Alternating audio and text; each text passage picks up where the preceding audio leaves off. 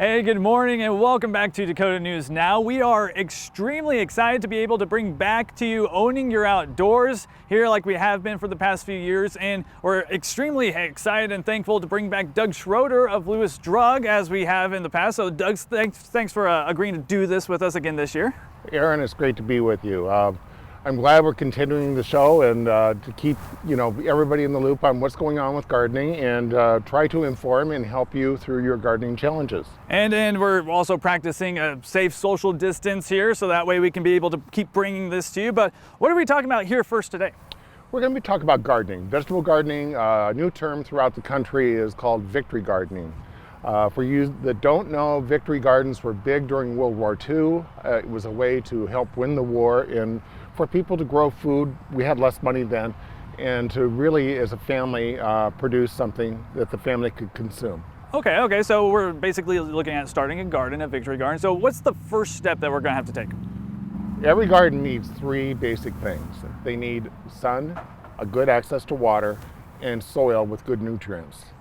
Those are the footwork that you need for a good garden. When you get a garden started, the first thing I recommend is amending the soil. Using a good amendment, I have cow manure here. That's great. For a new garden, I would say about 3 inches, till it in. Existing garden beds, which you see here, about 1 or 2 inches and till it in. But every year, your plants are taking nutrients out of the soil, so you need to replace that. Okay, so once you get the nutrients put into the soil, once you figure out where it's going to be set up, next step, I assume, is going to be to start your planting. Right. And I always say, get a good garden plan. Really look at what you're going to use throughout the year. If you're a new gardener, I recommend starting small. Do something that is doable for you and your family, and then next year, if it was successful, expand. But draw your plan out, and I have a few things here, Aaron, that could help you in your process of starting a new garden. Okay, so we have some seeds here, we have some plants here, right? Right. You need to know when you plant a garden, it's not all in one time. Usually it's phases. You have your hardy vegetables like your broccoli and cabbage. That can all be started earlier. It will take a freeze. Then you go into your semi-hardy, which are like beets and cauliflower. Those are semi-hardy and will take a light freeze or around freezing temps.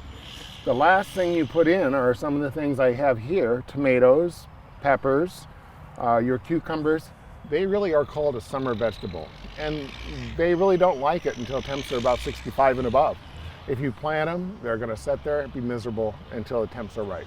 Well, that's good to know, because I'd probably just go in all in and plant everything right to begin with, so that's not a great idea. Exactly. You want to do it in stages. We do have a chart online showing what vegetables are hardy, semi-hardy, and summer vegetables. So that will be a help in getting started with your garden. Okay, and so we've got our spot picked out, we've got our seeds, our plants put in. What else can we do to help ensure that the garden is successful? You need spacing. You need to know how much space plants take and how deep to plant them. You always want to look at a seed pack or the little tag that comes in a planter. It'll tell you how much space a plant needs. They need air through them. If you plant them too tight, you're going to have just one mass of plants, and your plants aren't going to perform well unless they have the space they need. Another thing that we were talking about was the fact that some plants get along better with other plants than they do other plants. Can you explain that a little bit? Friends and foes. Some vegetables like being planted next to each other, others do not. And the reason for this is if you have two vegetables drawing the same nutrients out of the soil, they can combat each other and they're not going to perform well. Indians used to plant three vegetables together called the Three Sisters. They used to plant corn, they used to plant pole beans, and squash together. They all three benefited each other, and they found out through time that they performed very well together. The pole beans grew up the corn as a trellis, and the nutrients that they were drawing out of the soil were completely different. So we have another chart for that called Friends and Foes. Vegetables that like to be planted next to each other, vegetables that don't. Just to help you out to make sure that your garden's successful this year. What else do we need to know when it comes to planting a garden? Anything else? I guess the big thing is start small, do something that the family can enjoy. We're all at home right now with this COVID deal, and spending more time at home, it's a great way to grow healthy food that you know is safe. So have some fun. If you don't have room in your yard, I suggest maybe doing a container.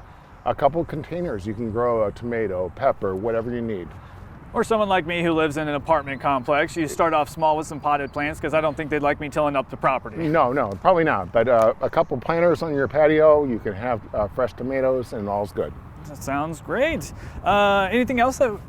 I think that's a good start. I'll be seeing everybody around at the garden centers. If you have questions, please ask. Sounds great. Doug, thank you so much for doing Owning Your Outdoors with us again. We are going to go ahead and take a break. Fast Cast is coming up next.